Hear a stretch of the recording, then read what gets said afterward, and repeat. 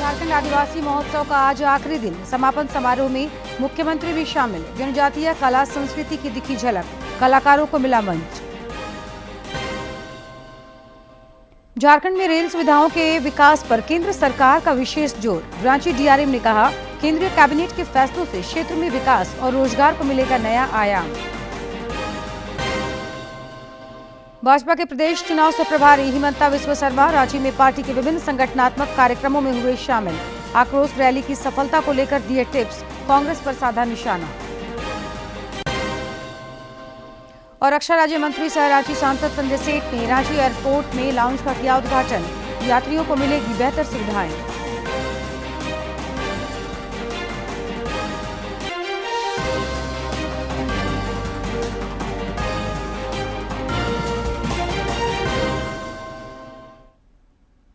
नमस्कार, खबरें झारखंड में आपका स्वागत है। मैं हूं जयलक्ष्मी और अब समाचार विस्तार से। प्रधानमंत्री नरेंद्र मोदी ने आज केरल के वायनाड में भूस्खलन प्रभावित क्षेत्रों का हवाई सर्वेक्षण किया। दौरे के क्रम में प्रधानमंत्री ने राहत और बचाव कार्य में जुटे सैन्य कर्मियों और प्रभावित लोगों से बातचीत की।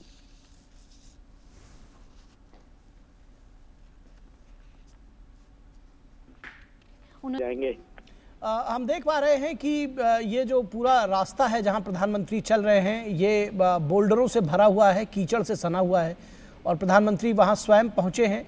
मैं विश्वास दिलाता हूं इन परिजनों को भी कि वे अकेले नहीं हैं। इस दुख की घड़ी में चाहे राज्य सरकार हो, केंद्र सरकार हो या देश के जन जन नागरिक हो, हम सब उस संकट की घड़ी में उनके साथ हैं। सरकार ने जो नीति नियमों के तहत जो आपदा प्रबंधन के लिए राशि भेजते हैं, उसका काफी हिस्सा पहले ही दिया हुआ है और भी हिस्सा हमने तुरंत रिलीज किया है। और जैसे ही मेमोरेंडम आएगा तो बहुत ही उदारता पूर्वक इन सारी समस्याओं के समाधान के लिए केरल सरकार के साथ भारत सरकार खड़ी रहेगी। और मैं नहीं मानता हूं कि धन के अभाव में यहां कोई काम रुकेगा। जहां तक जानहानि हुई है, हमारे लिए इन परिजनों को फिर से एक बार, क्योंकि छोटे बच्चे हैं, परिवार में सब कुछ खो चुके हैं, इनके लिए एक लंबे समय की योजना हम लोगों को बनानी होगी। मैं आशा करता हूं कि राज्य सरकार उस पर भी विस्तार से करेगी और उसमें भी जो कुछ भारत सरकार अपना हाथ बटा सकती है वो बटाएगी।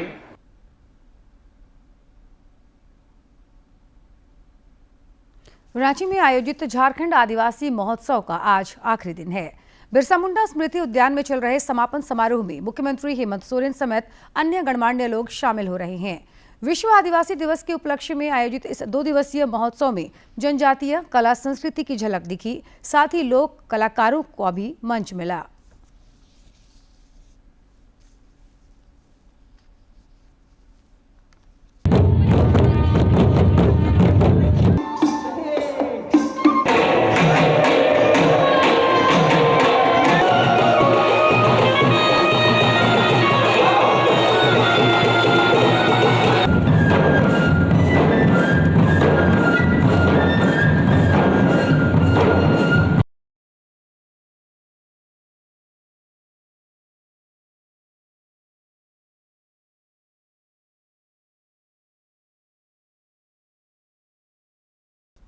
रांची के बिरसा मुंडा स्मृति उद्यान में आयोजित झारखंड आदिवासी महोत्सव का दूसरा और आखिरी दिन विविध रंगों से भरा रहा। रांची के बिरसा मुंडा स्मृति उद्यान में आयोजित झारखंड आदिवासी महोत्सव के दूसरे दिन भी लोगों की खासी भीड़ रही। आदिवासी महोत्सव का दूसरा और आखिरी दिन विविध रंगों से भरा रहा। पद्मश्री मधु मंसूरी की प्रस्तुति पर दर्शक झूम उठे। ज्योति साहू की प्रस्तुति को भी लोगों ने खूब सराहा।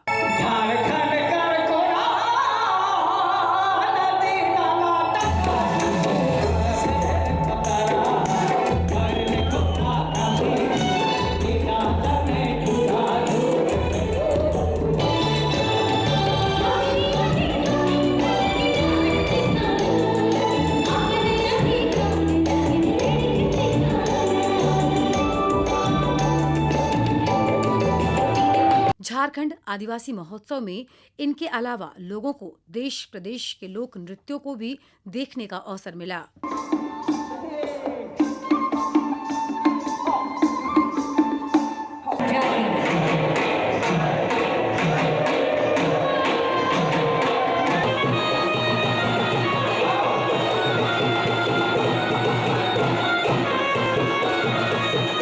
नागपुरी बैंड के द्वारा आधुनिक नागपुरी और कुड़ुख गीत गाने वाले गायक विवेक नायक ने आदिवासी महोत्सव के आयोजन की सराहना की।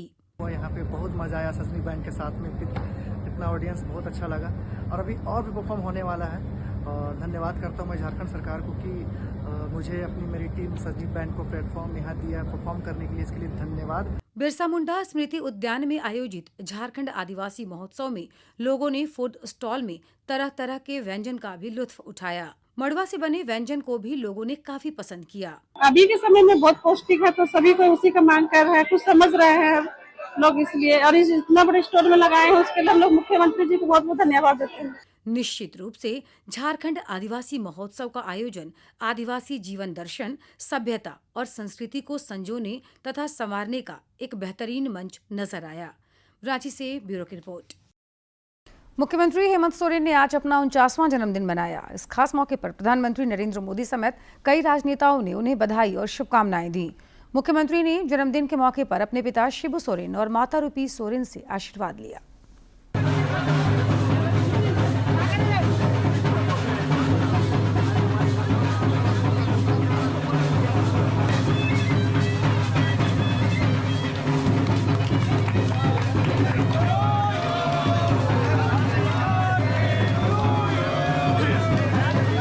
अपने कार्यकर्ताओं को, वरिष्ठ नेताओं को बहुत बहुत आभार धन्यवाद प्रकट करता हूं कि आप लोगों ने आज के शुभ अवसर पर मुझे अपना आशीर्वाद दिया और नहीं बल्कि देश के विभिन्न कोने से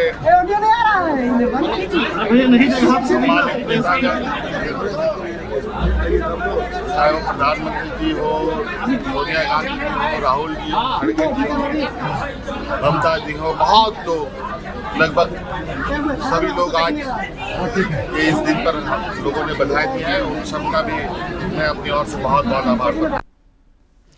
केंद्रीय मंत्रिमंडल द्वारा मंजूर रेल परियोजनाओं में बुरामारा, चाकुलिया और विक्रमशिला कटरिया नई रेल लाइन भी शामिल है। झारखंड को इन परियोजनाओं से क्या फायदा होगा, ये जानने के लिए हमारे समाचार संपादक ने रांची रेल मंडल के डीआरएम जेएस बिंद्रा से खास बातचीत की। केंद्र सरकार की ओर से रेलवे में झारखंड को लगातार एक के बाद एक कई सौगातें दी गई हैं। केंद्रीय बजट में प्रावधान के बाद फिर से केंद्रीय कैबिनेट ने एक बड़ी सौगात दी है। हमारे साथ बातचीत करने के लिए रांची के डीआरएम जसप्रीत बिंद्रा जी हैं। सर, किस तरीके से, जैसा कि अश्विनी वैष्णव जी बता रहे थे, कॉरिडोर विकसित होगा और इसका क्या फ़ायदा झारखंड के लिए आप देखते हैं? सबसे पहले तो मैं झारखंड के बारे में बताना चाहूँगा। जो हमारा रेल बजट आया था उसमें 7,203 करोड़ रुपए की इन्वेस्टमेंट से इस वर्ष की एलोकेशन जो की गई थी झारखंड को 7,302 करोड़। इसके अलावा हाल ही में जो टोटल हमारे यहाँ अमृत स्टेशन का निर्माण किया जा रहा है, 57 स्टेशन हैं झारखंड के जिनको कि विकसित किया जा रहा है अमृत स्टेशन के रूप में। तो इस परिप्रेक्ष्य में जैसा कि पहले से काफ़ी सारी झारखंड को सौगात दी ही गई हैं, तो जो कल शाम को CCEA की बैठक हुई, सेंट्रल जो कैबिनेट की इकोनॉमिक अफेयर्स कमेटी की जो मीटिंग होती है, उसमें 8 नए प्रोजेक्ट मंजूर किए गए। उसमें 4 प्रोजेक्ट सीधे सीधे ऐसे हैं जो कि झारखंड और बिहार को और आंध्र और तेलंगाना को सीधे सीधे फ़ायदा पहुंचाते हैं। झारखंड की बात करें तो एक चकुलिया बुरामारा रेल लाइन नई बनेगी जो झारखंड और उड़ीसा में कनेक्टिविटी को बढ़ावा देगी। ये जो है लगभग 60 किलोमीटर की लाइन और लगभग 1600 करोड़ रुपए की लागत से बनाई जाएगी। जो चकुलिया है वो झारखंड में है और बुरामारा है जो वो उड़ीसा में है। तो ये कनेक्टिविटी बढ़ाएगा, नई गाड़ियाँ और चल पाएंगी। इसके अलावा जो दूसरा प्रोजेक्ट है जो बिहार को डायरेक्टली तो बिहार में है, लेकिन उसका झारखंड, वेस्ट बंगाल, नॉर्थ बिहार, साउथ बिहार सबको फ़ायदा होगा, वो है ये जो विक्रमशिला कतारिया करके ये एक 26 किलोमीटर का रेल लिंक बनेगा, जिसकी लंबाई तो 26 किलोमीटर है और लागत है 2,549 करोड़। इस लाइन के अंदर एक गंगा नदी पर एक ब्रिज बनेगा, जिससे कि वो उत्तरी बिहार में जाने वाले ट्रेन्स के लिए एक नया ब्रिज बनेगा जो कि एग्जिस्टिंग ब्रिजेस से ट्रैफिक डिकंजेस्ट होगा। उसके अलावा नई गाड़ियाँ चल पाएंगी जब ये इसका पूरा निर्माण हो जाएगा। भागलपुर साहिबगंज लाइन है और दूसरी तरफ है जो कटिहार बरौनी लाइन है। इन दोनों लाइन्स के बीच है, तो इस तरफ से गाड़ी जाएगी तो दोनों तरफ जा पाएगी और उस तरफ से आएगी वो भी दोनों तरफ जा पाएगी। तो एक 4 डायरेक्शनल ये कनेक्टिविटी, नई कनेक्टिविटी बनाएगा, तो नई ट्रेन चल पाएंगी और हो जाएगा, गाड़ियाँ चल पाएंगी। दूसरा जो एक पैरेलल कॉरिडोर की बात की, जो हावड़ा से चेन्नई की तरफ हमारा जो रूट है, ईस्ट कोस्ट लाइन जिसको बोलते हैं, वो काफ़ी कंजेस्टेड है। उसमें बहुत सारी पैसेंजर ट्रेन चलती हैं, एक्सप्रेस ट्रेन चलती हैं और गुड्स ट्रेन बहुत चलती हैं, वो काफ़ी कंजेस्टेड है। तो उसके पैरेलल में एक दूसरा कॉरिडोर बनाया जा रहा है जो कि ये फ़ायदा करेगा कि जो कोल बेल्ट एरिया का जो फ्रेट ट्रैफिक है, जैसे कि झारखंड, छत्तीसगढ़ और उड़ीसा के ऊपर वाला पोर्शन जो है, वहाँ का जो कोल बेल्ट है, कोल जहाँ से होता है, वो नीचे हमारे जो पावर प्लांट्स हैं साउथ इंडिया में, तेलंगाना, आंध्रा और इवन और नीचे जाने साउथ इंडिया वाले, उनकी इवैक्यूएशन के लिए, कोल की इवैक्यूएशन के लिए गुड्स ट्रेन का एक नया रास्ता बन पाएगा, ताकि वो इस रूट को डीकंजेस्ट कर सके और एक ऑल्टरनेटिव रास्ता तैयार हो सके parallel to the east coast line. ये इसका फ़ायदा होगा कि एक्स्ट्रा ट्रेन चल पाएंगी, एक्स्ट्रा फ्रेट ट्रेन चल पाएंगी। दोनों चीज़ों पर फोकस किया गया है, चूँकि झारखंड में प्राकृतिक संसाधन बहुत ज़्यादा हैं, उस लिहाज से चूँकि कोल है, अब्रक है, दूसरे तरह की चीज़ें हैं, तो एक हमेशा से मांग रही है कि जो ये कॉरिडोर है उसको एक चीज़ और आप पॉइंट अभी बोल रहे थे कि ये किस तरीके से ग्रीन फील्ड कॉरिडोर का जो कॉन्सेप्ट है उसको किस तरीके से डेवलप होगा, और उसको अगर आम आदमी से हम जोड़ कर देखें इस कॉरिडोर को, तो उसका क्या फ़ायदा होगा। जैसा आपने सुना भी होगा, ग्रीन फील्ड मतलब कि ये बिल्कुल नए सिरे से, इसमें नए सिरे से बनाया जाएगा, ज़मीन जो है उसको अधिग्रहण करके, लेकिन ये बात का ध्यान रखा जाएगा कि इन्वायरमेंट को नुकसान ना पहुंचाया जाए। जो भी इस कॉरिडोर में रास्ते आएंगे, जो वृक्षारोपण होगा, जो कि मान लीजिए कुछ वो पेड़ों को क्षति होगी तो उसके एवज में अनेका उससे 10 गुना ज़्यादा पेड़ लगाए जाते हैं, तो एक तो वो, दूसरा कार्बन क्रेडिट्स, जो इस नए रूट के आने से जो कि एनवायरनमेंट में जो कार्बन लॉस होगा उसको कंपनसेट करने के लिए पूरा ध्यान रखा गया, क्या ताकि नेट इफेक्टिव, जो नेट गेन होगा एनवायरनमेंट को, ना कि लॉस होगा। एक पॉइंट और कि इससे अगर हम देखें डायरेक्ट, ये लंबा प्रोजेक्ट है, करीब 5 साल 6 साल तक ये चलेगा प्रोजेक्ट, तो उससे आपको लगता है कि डायरेक्ट और इनडायरेक्ट तरीके से अगर हम कहें कि एम्प्लॉयमेंट जनरेशन कितना होगा इस इलाके में, तो क्या आपको लगता है? 3 करोड़ मैन डेज का टोटल एम्प्लॉयमेंट जनरेशन होगा। तो ये एक ना तो एक लोकल पॉपुलेशन को एम्प्लॉयमेंट के ज़रिए देगा और ओवरऑल इकॉनमी को भी, नेट इकॉनमी का भी, जब जो उसका स्पिल ओवर इफेक्ट होता है उसके ज़रिए भी लोकल पॉपुलेशन को एम्प्लॉयमेंट और मदद मिल पाएगा। तो इसके जरिए ये जो प्रोजेक्ट लाया गया है, ये केंद्र सरकार की एक महती योजना है, जिसके जरिए जो आम पब्लिक है उनको अगर कहीं ट्रैफिक कंजेशन की वजह से परेशानी होता है रेलवे ट्रैफिक में, साथ ही साथ चूँकि झारखंड प्राकृतिक संसाधनों से रिच है, वैसे में हमेशा से ये आरोप लगता रहा है कि केंद्र सरकार पर भी कि झारखंड में जितने रिसोर्सेज का डेवलपमेंट होना चाहिए उस लाइन में वो काम नहीं हुआ है। तो शायद इस तरह की गतिविधियां बढ़ने से वो आरोप भी अब खत्म होगा और लोगों को निश्चित तौर पर एम्प्लॉयमेंट के लिहाज से भी काफ़ी फायदा होगा। अपने सहयोगी विकास और अवधेश के साथ मैं दिवाकर कुमार, दूरदर्शन समाचार, रांची। रांची दौरे पर आए भाजपा के प्रदेश चुनाव सह प्रभारी हिमंता विश्व शर्मा ने आज पार्टी के विभिन्न सांगठनिक कार्यक्रमों में हिस्सा लिया। उन्होंने भारतीय जनता युवा मोर्चा द्वारा प्रस्तावित आक्रोश रैली की सफलता को लेकर भी टिप्स दिए। इस सिलसिले में पार्टी द्वारा आयोजित योजना सम्मेलन को उन्होंने संबोधित किया। मौके पर रक्षा राज्य मंत्री संजय सेठ, सांसद बीडी राम, प्रदेश अध्यक्ष बाबूलाल मरांडी, नेता प्रतिपक्ष अमर बाउरी, प्रदेश संगठन महामंत्री कर्मवीर सिंह समेत कई नेता और कार्यकर्ता मौजूद थे। श्री शर्मा ने बताया कि हर घर तिरंगा अभियान को लेकर कार्यकर्ताओं को आवश्यक दिशा निर्देश दिए गए हैं। उन्होंने कहा कि राज्य सरकार की रोजगार समेत कई मुद्दों पर वादा खिलाफी के खिलाफ भारतीय जनता युवा मोर्चा आगामी 23 अगस्त को युवा आक्रोश रैली निकालेगी। मंत्री जी ने हमारा युवाओं को वादा किया था कि 5 लाख युवाओं को नौकरी दिया जाएगा। अगर जब तक नौकरी नहीं मिलते हैं तब तक 5,000 और 60,000 रुपया भत्ता दिया जाएगा। तो हम लोग तो इंतजार में थे, ये आएगा आएगा आएगा आएगा, लेकिन अगस्त महीना अगर समाप्त हो जाते हैं उसका बाद 5 लाख नौकरी भी आने का संभावना खत्म हो जाते हैं और साथ में 5,000 और 60,000 रुपया भी नहीं आते हैं। 12 महीना 5,000 60,000 होते हैं, 5 साल में 3 लाख रुपया होते हैं, लेकिन युवाओं को पैसा भी नहीं मिला। इधर रक्षा राज्य मंत्री सह रांची सांसद संजय सेठ ने सरकार को सभी मोर्चे पर विफल करार दिया है। उन्होंने आज रांची में पत्रकारों से बातचीत करते हुए जनता से वायदा खिलाफी और विधि व्यवस्था के मुद्दे पर सरकार को घेरा। जिन्होंने वायदे किए थे क्या पूरा किया इस सरकार ने? नहीं। विस्थापित आयोग बनाएंगे, बनाया क्या? नहीं। महिला आयोग? नहीं। अब महिला जो बेटी प्रताड़ित होती कहां जाएगी? इतना संवेदनशील उस आयोग का गठन नहीं किया। बेरोजगारी भत्ता देंगे? नहीं। 5 लाख नौकरी देंगे, नहीं तो अपनी कुर्सी को लात मार देंगे। लात मारी क्या? नहीं। पहली बार झारखंड के अंदर पुलिस भी लाठियां चलाई, आपने भी देखा। युवाओं पे लाठी चली, परा शिक्षक पे लाठी चली। तो पूरी तरह यह सरकार रूल ऑफ लॉ यहां कोलैप्स हो चुका है और एक भी वायदा पिछले 5 साल में इस सरकार ने पूरे किया। अब वायदा करना कर दो भाई, सब्ज बाग दिखाना दिखा दो, मुंगेरी लाल के हसीन सपने दिखा दो, जनता भ्रम में नहीं रहेगी। सीखो मोदी से।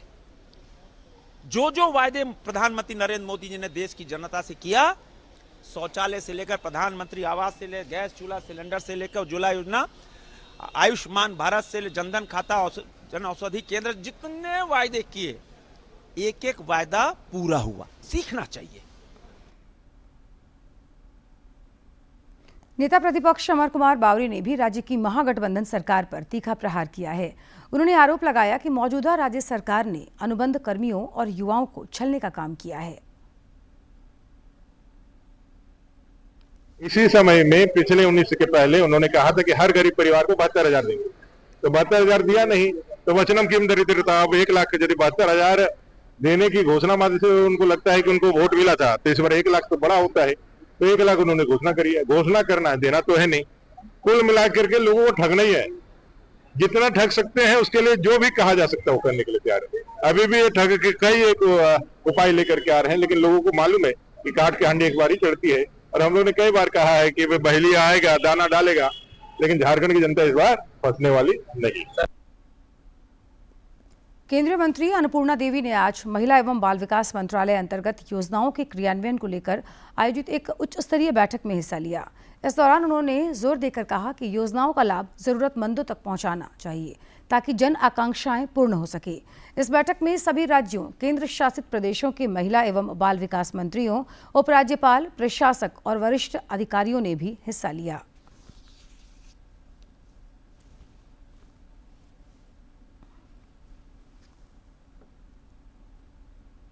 राज्य के स्वास्थ्य मंत्री बन्ना गुप्ता ने झारखंड को फाइलेरिया मुक्त बनाने की प्रतिबद्धता दोहराई। फाइलेरिया उन्मूलन अभियान की शुरुआत पर उन्होंने वर्चुअल माध्यम से केंद्रीय स्वास्थ्य राज्य मंत्री प्रताप राव जाधव को तैयारियों के संबंध में जानकारियां साझा की। श्री गुप्ता ने बताया कि इस अभियान के तहत 9 जिले चतरा, दुमका, गोड्डा, हजारीबाग, जामताड़ा, लातेहार, पलामू, सरायकेला और पश्चिमी सिंहभूम में 1,41,37,228 लोगों को दवा देने का लक्ष्य निर्धारित किया गया है। एक बहुत बड़ी समस्या है और एक बार यदि फाइलेरिया में हाथी पैर हो जाना, फूल जाना, विकलांगता हो जाना या अंडकोश का बढ़ जाना, ये सारी चीज़ें होने के बाद फिर उसको बड़ा दिक्कत है। तो ये सारी चीज़ों को हमने उनसे निवेदन भी किया कि ये फेडरल गवर्नमेंट है, संघीय सरकार है, मिलके चलना है। तो जो भारत सरकार से हमको जो मिलने वाली चीज़ें हैं वो कम से कम समयबद्ध तरीके से प्राप्त हो जाए। झारखंड समेत देश भर में हर घर तिरंगा अभियान लोगों में देश प्रेम का जोश भर रहा है।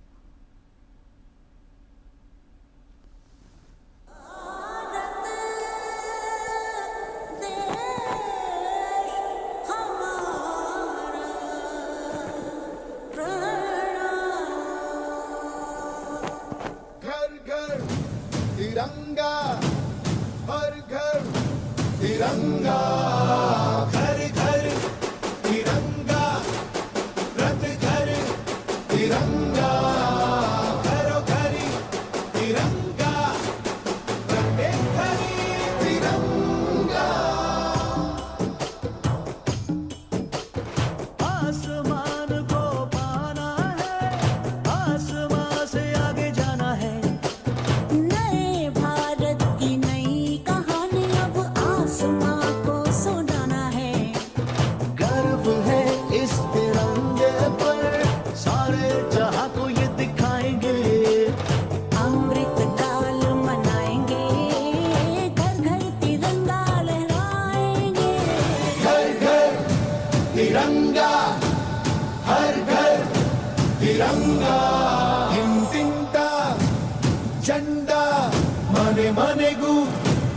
त्रिवर्णा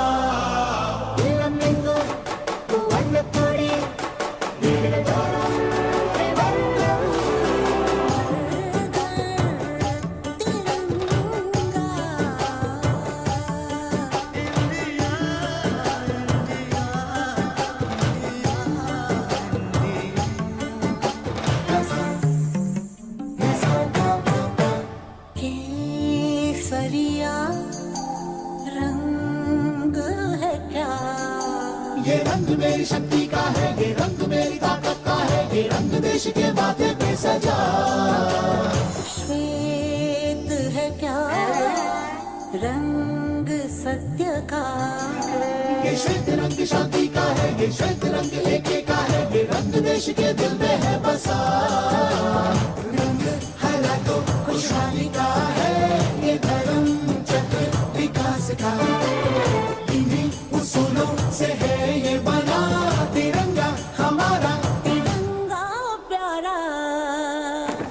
घोरे घोरे तिरंगा, शोर घोरे तिरंगा, घेर घेर तिरंगो, ज्योति घोरे पताका, घर घर तिरंगा, हर घर तिरंगा, हर घर तिरंगा।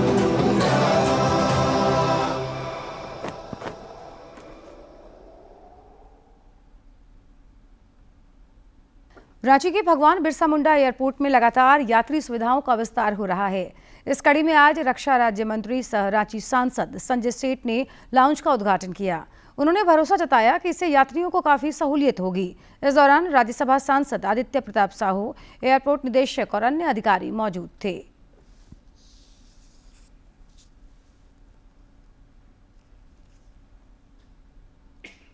पलामू में नक्सली और आपराधिक गठजोड़ का खुलासा हुआ है। पुलिस ने गुमला में एक जेवर दुकान में लूटकांड का खुलासा करते हुए एक पूर्व नक्सली एरिया कमांडर को उसके सहयोगी के साथ गिरफ्तार किया। उनके पास से एक पिस्टल, 5 जिंदा कारतूस और एक लूटी गई मोटरसाइकिल बरामद की गई है। पुलिस अधीक्षक रिश्मा रमेशन ने बताया कि गुप्त सूचना पर पुलिस ने चैनपुर थाना अंतर्गत ग्राम बराव चनवागढ़ मोड़ के पास से इन्हें धर दबोचा है। और वीरेंद्र भुइया दोनों चैनपुर थाना अंतर्गत ही रहने वाले हैं।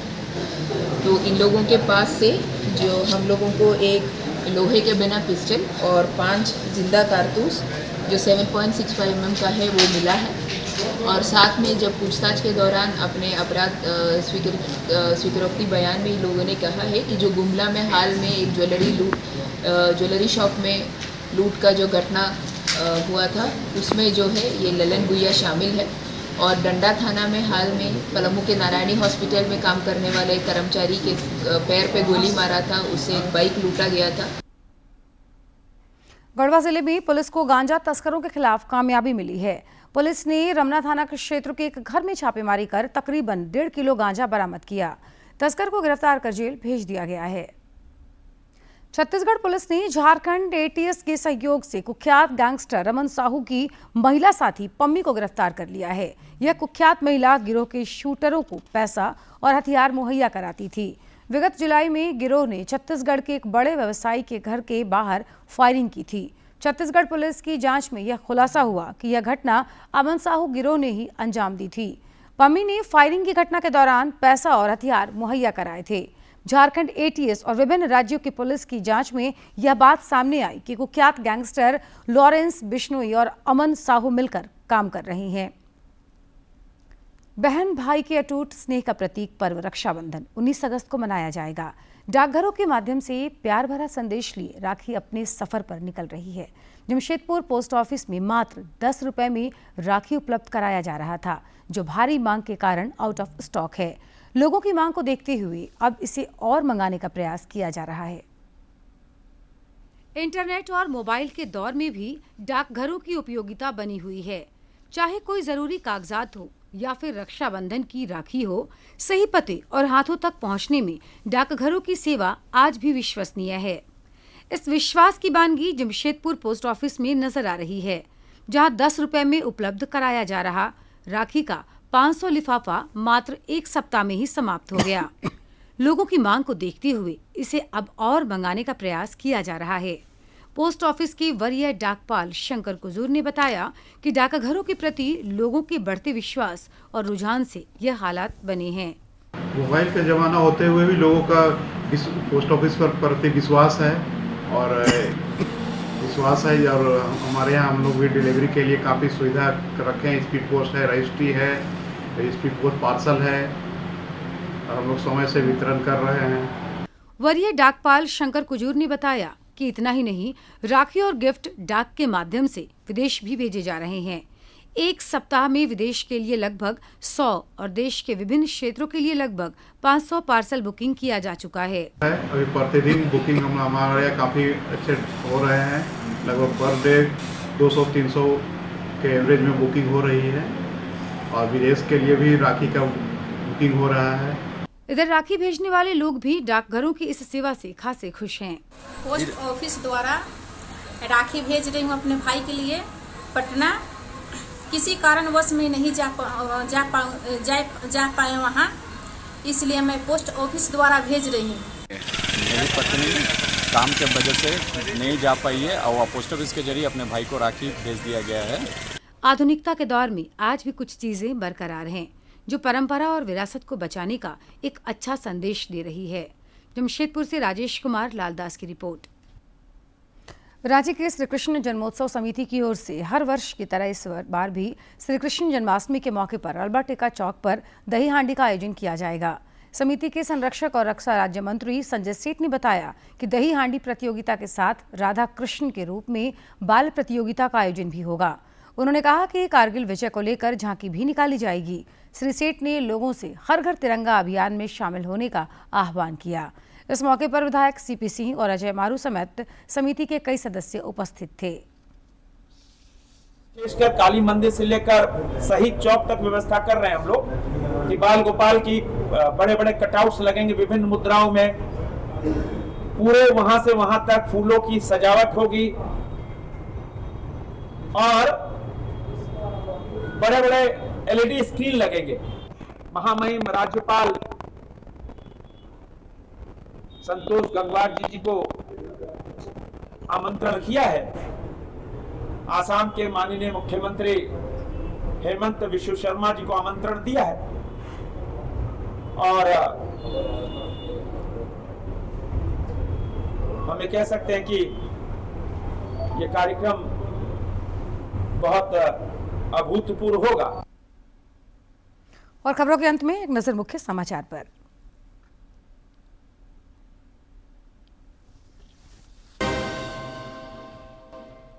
रांची में आयोजित झारखंड आदिवासी महोत्सव का आज आखिरी दिन। समापन समारोह में मुख्यमंत्री भी शामिल।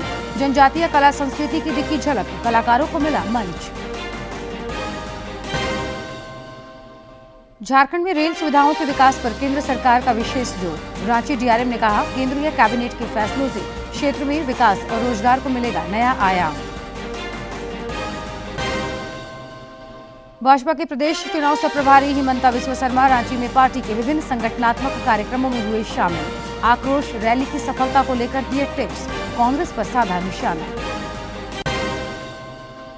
और रक्षा राज्य मंत्री सह रांची सांसद संजय सेठ ने रांची एयरपोर्ट में लाउंज का किया उद्घाटन। यात्रियों को मिलेगी बेहतर सुविधाएं।